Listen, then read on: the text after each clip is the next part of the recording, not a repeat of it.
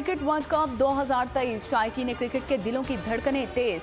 दुनियाई क्रिकेट का सबसे बड़ा टाकरा आज होगा। डू एंड डाई के मुकाबले को चंद घंटे बाकी। मैच पाकिस्तानी वक्त के मुताबिक दोपहर 1:30 बजे शुरू होगा और अहमदाबाद के नरेंद्र मोदी स्टेडियम में पाकिस्तान और भारत के दरमियान घुमसान का रन पड़ेगा। 1,32,000 शायकीन के सामने दोनों टीमों का बड़ा इम्तिहान होगा। ग्रीन शर्ट्स तारीख बदलने का अज़्म लेकर मैदान में उतरेंगी तो पाकिस्तान का टीम में कोई तब्दीली न करने का फैसला भी है। अब्दुल्ला शफीक और इमामुल हक ओपनिंग करेंगे। बाबर आजम, मोहम्मद रिजवान, सऊद शकील और शादाब खान भी टीम का हिस्सा है। मैच से कबल म्यूजिकल तकरीब मुनक्किद की जाएगी। अरिजीत सिंह और शंकर महादेवन आवाज का जादू जगाएंगे। फिल्मी स्टार्स भी सनसनीखेज मुकाबले से लुत्फ अंदोज होने के लिए स्टेडियम पहुंचेंगे।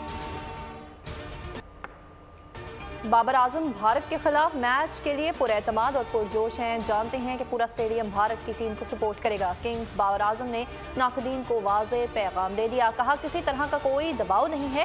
पहले भी बड़े क्राउड के सामने क्रिकेट खेली है। मैच में टॉस अहम होगा। एक सवाल पर बोले, अल्लाह ने जितना मेरे लिए लिखा हुआ है होगा उतना ही मिलेगा। एक मैच में जीत की वजह से कप्तानी मिली और ना ही एक मुकाबला हारने के बायस क़यादत हाथ से जाएगी, इसका मुझे यकीन है। रोहित शर्मा ने कहा, पाकिस्तान एक क्वालिटी टीम है, मुकाबला बराबरी का होगा, गलती की गुंजाइश नहीं है। विराट बोले, पाकिस्तान के खिलाफ चैलेंज होता है। शाहीन शाह ने कहा कि हरीफ टीम को होम ग्राउंड पर हराने का मज़ा ही अलग है। हसन बोले कि वर्ल्ड कप में सबसे बड़ा हदफ हासिल करने के बाद कौमी टीम का मोराल बुलंद है। कोशिश है मेगा इवेंट में कौम को मायूस ना करूं।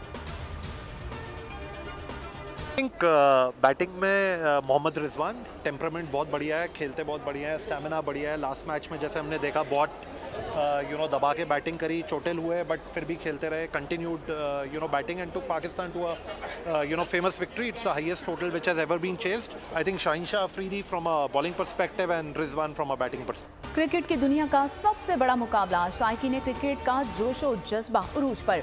आसाब की जंग के लिए करोड़ों शायकीन मुंतसिर। बाबर आजम, अब्दुल्ला शफीक, मोहम्मद रिजवान भारत और बॉलर्स के छक्के छुड़ाएंगे।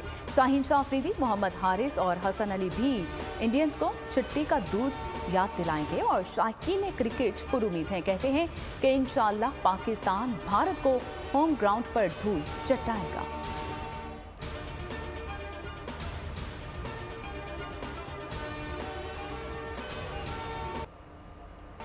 नामवर भारतीय फिल्मी शख्सियात भी पाक भारत क्रिकेट के सहर में मुब्तला। बॉलीवुड के शहंशाह अमिताभ बच्चन ने कहा कि सरहद के दोनों जानिब फैंस हैं, लेकिन आज होने वाले मैच में एक भारतीय होने के नाते ख्वाहिश होगी कि उनकी टीम ही जीते। कटरीना कैफ के मुताबिक वो ये मैच अपनी फैमिली और फ्रेंड्स के साथ देखेंगी। दीगर अदाकारों ने भी पाक भारत क्रिकेट मैच में गहरी दिलचस्पी का इजहार किया। क्रिकेट वर्ल्ड कप न्यूजीलैंड ने बांग्लादेश को 8 विकेटों से हरा दिया। बांग्लादेश ने पहले बैटिंग करते हुए 245 रन बनाए। महमूदुल्लाह ने 41 और कप्तान शकीबुल हसन ने 40 रन बनाए। लोकी फर्गूसन के 3 और ट्रेंच बोलिट और मैट हेनरी के 2-2 शिकार।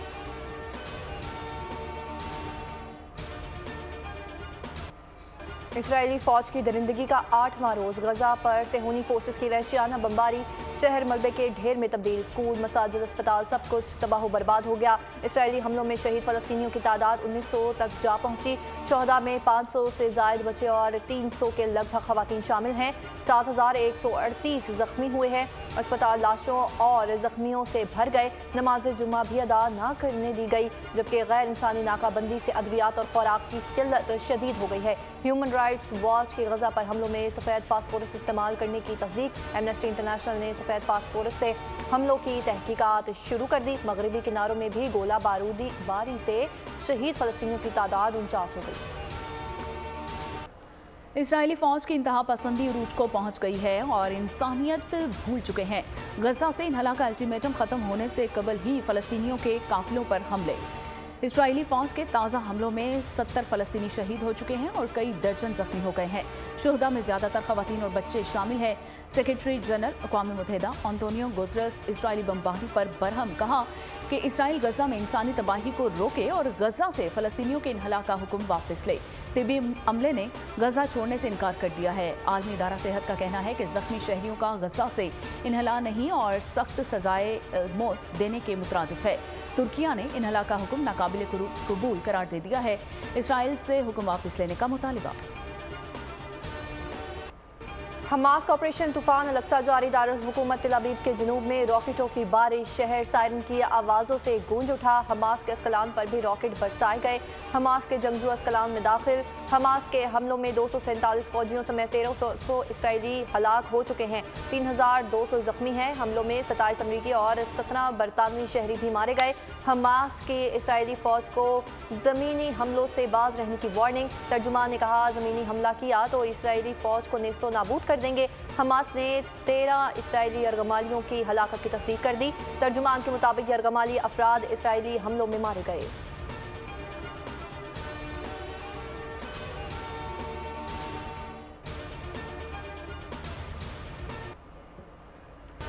अमेरिकी वज़ीर ख़ारजा एंटोनी ब्लिंकन और इसराइली वज़ीर आज़म नेतन्याहू का राबता। फ़लस्तीनियों की मुंतकली के लिए गजा में सेफ जोन्स कायम करने पर तबादला ख्याल। अमेरिका की एक बार फिर इसराइल को मुकम्मल हिमायत की यकीन दहानी। अमेरिकी वज़ीर दिफा जनरल लॉयड ऑस्टिन और यूरोपीय यूनियन के सरबराह अर्सला वैन डेर लाइन और यूरोपीय पार्लियामेंट की सदर रोबर्टा इसराइल से यकजहती के लिए तेल अवीव पहुंच चुके हैं। जर्मन वज़ीर ख़ारजा भी इसराइली हुकाम से मिलने पहुंच चुके हैं। इसराइली हमलों पर चीन का रद्द-ए-अमल भी सामने आ गया है। चीनी वज़ीर ख़ारजा का कहना है कि इसराइल हमास तनाज़े में फ़लस्तीनियों के साथ नाइंसाफ़ी हो रही है। तनाज़े का हल आज़ाद रियासत का क़याम है।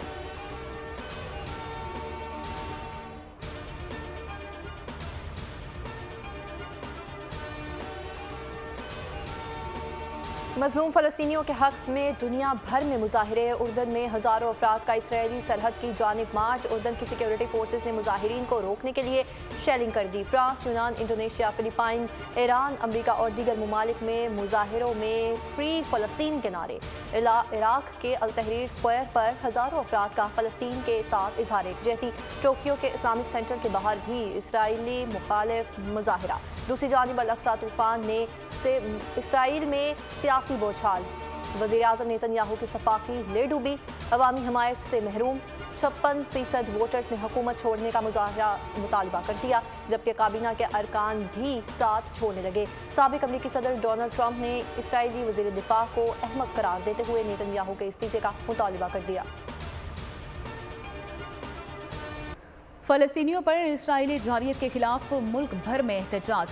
नमाज जुमा के बाद मुजाहरे। आलमी बरादरी से फ़लस्तीनियों पर इसराइली मुजालिम रुकवाने का मुतालबा। मौलाना फजल रहमान ने कहा कि इसराइल अरब ज़मीन पर नासूर बन चुका है और इंसानी हुकूक के अलमबरदार ममालिक भेड़ियों की शक्ल इख्तियार किए हुए हैं। सिराजुल हक ने कहा कि मसला फ़लस्तीन ईमान और इस्लाम का मामला है। मस्जिद अक्सा हमारा ईमान है। कराची में फ़लस्तीन मिलियन मार्च से खिताब में अमीर जमात इस्लामी हाफिज़ नईमुर रहमान ने कहा कि इसराइल को किसी सूरत कबूल नहीं करेंगे। मुजाहिदीन को सलाम पेश करते हैं। हाफिज़ नईमुर रहमान का 15 अक्टूबर को शारा फैसल पर बड़े मुजाहरे का ऐलान। पेशावर में इमामिया जुर्गा और मजलिस वहदतुल मुस्लिमीन के ज़ेरे एहतमाम फ़लस्तीनियों से यकजहती के लिए जुलूस निकाला गया। नवाज शरीफ के वतन वापसी के हतमी प्लान का ऐलान। साबिक वज़ीर आज़म सऊदी अरब में क़याम के दौरान शाही ख़ानदान समेत अहम शख्सियात से मुलाकात करेंगे। उम्मीद पाकिस्तान तैयारे में UAE से सुबह 8:30 बजे पाकिस्तान के लिए उड़ान भरेंगे। तैयारा 21 अक्टूबर को लाहौर एयरपोर्ट पर लैंड करेगा। खुसूसी परवाज़ में 152 अफराद सवार होंगे।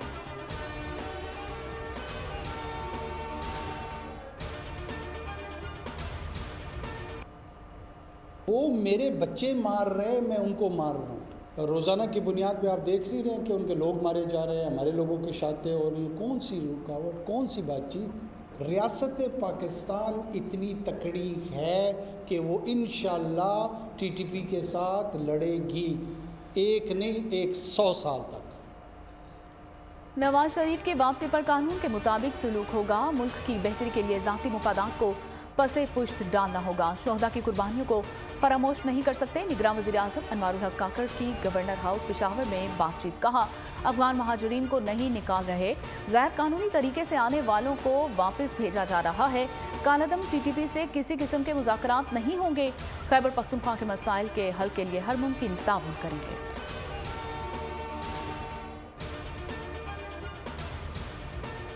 आपका बेटा नवाज शरीफ पाकिस्तान आ रहा है और जहां पर तरक्की का सफर खत्म किया गया था, वहां से वो सफर शुरू होगा। 2013 में 20-20 घंटे की लोड शेडिंग थी। नवाज शरीफ ने मेहनत करके 20 घंटे की लोड शेडिंग को 4 साल में खत्म कर दिया।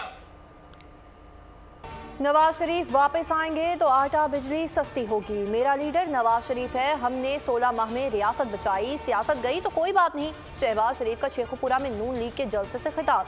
कहा, नवाज शरीफ 21 अक्टूबर को आ रहे हैं, तरक्की का सफर 2017 से ही शुरू किया जाएगा। शहबाज शरीफ ने कहा, फलस्तीन के मुसलमानों पर इसराइल मजालिम ढा रहा है, फलस्तीनी और कश्मीरियों को उनका हक मिलना चाहिए।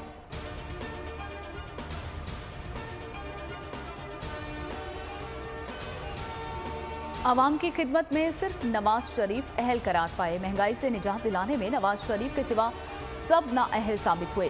मरीम नवाज की UC चेयरमैन, काउंसलर्स और कारकुनान से बातचीत। नवाज शरीफ के इस्तकबाल की तैयारियों का जायजा लिया। सांगढ़ में जलसे से वीडियो लिंक खिताब में मरीम नवाज ने कहा कि मईशत को तरक्की देने और महंगाई से निजात दिलाने वाला वापस आ रहा है। सिंध समेत पूरे पाकिस्तान की तरक्की की जमानत नवाज शरीफ है। साद रफीक ने रावलपिंडी में खिताब करते हुए कहा कि नवाज शरीफ की है और चेयरमैन PTI 2014 में रचाई गई साजिश का हिस्सा बने।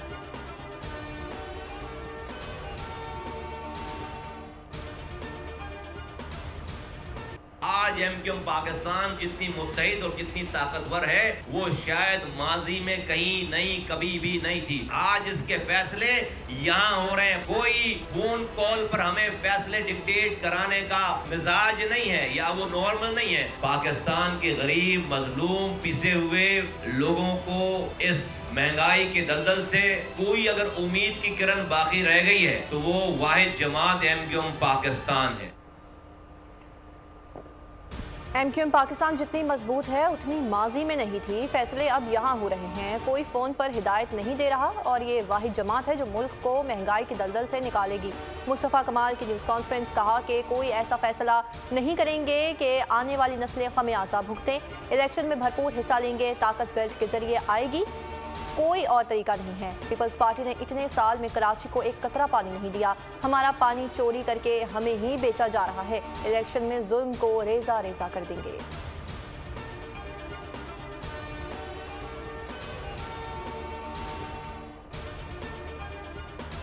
गैर कानूनी तौर पर मुकीम अफराद को पाकिस्तान से जाना पड़ेगा। मोहलत खत्म होने पर स्मगलर्स और लांचों को समंदर में ही गर्क कर देंगे।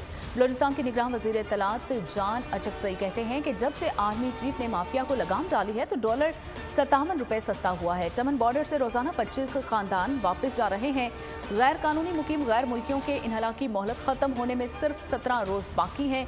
निगरान वजीर दाखिला सरफराज बुगटी कहते हैं कि जो जाना चाहता है 31 अक्टूबर तक वापस चला जाए। डेडलाइन खत्म होने के बाद कोई समझौता नहीं होगा।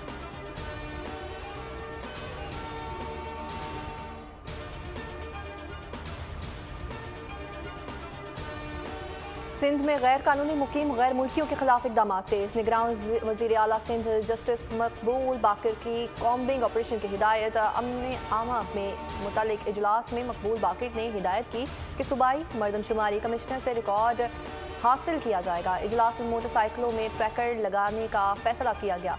वज़ीर आला का कहना था कि सिंध हुकूमत मोटर व्हीकल ऑर्डिनेंस में ज़रूरी तरामीम कर चुकी है। वज़ारत सनअत व तिजारत मोटरसाइकिलों और कारों में ट्रैकर लगाने को लाजमी करार दे।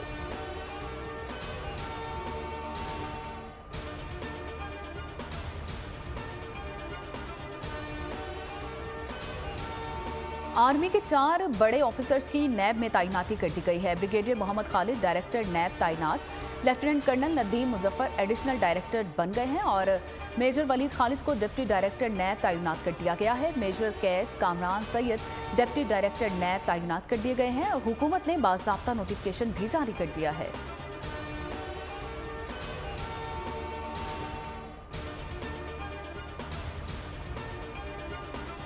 कराची के इलाके सोहराब गोट में झगड़े के दौरान फायरिंग, 5 अफराद जख्मी हो गए। पुलिस के मुताबिक झगड़ा सियासी जमात का दफ्तर खोलने पर हुआ।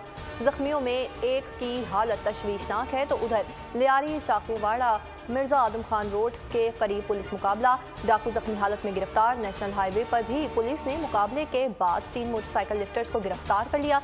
सऊदाबाद में पुलिस ने 2 डाकुओं को जख्मी हालत में धर लिया। खारादर में नामालूम मुलजिमान ने फायरिंग करके हमास हारून नामी शख्स को कत्ल कर दिया। तारिक रोड पर डकैती मुजाहमत पर फायरिंग से अशरफ नामी शहरी जख्मी हो गया।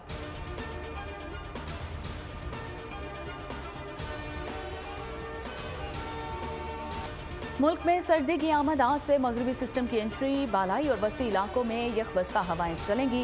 इस्लामाबाद, मरी गलियात, लाहौर, सियालकोट में बारिश और यालाबारी होगी। चित्राल, दीर, सवात, मालाकंड, शांगला, बुनेर, मानसहरा में बारिश मुतवक्के है, जबकि एबटाबाद, मर्दान, नौशहरा और डेरा इस्माइल खान में भी बादल जमकर बरसेंगे। महकमा मौसमियात के मुताबिक 17 अक्टूबर तक बरकरार रहेगा।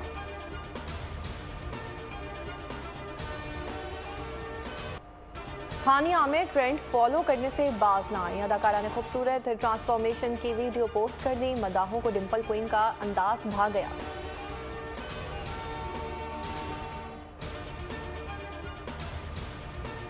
और खतरनाक ताकतों ने धरती पर कहर ढा दिया। इंसान अपनी बका की खतरनाक जंग लड़ेंगे। हॉलीवुड साइंस फिक्शन फिल्म नारिक लेगेसी ऑफ मॉन्स्टर्स का ट्रेलर जारी। फिल्म 17 नवंबर को रिलीज की जाएगी।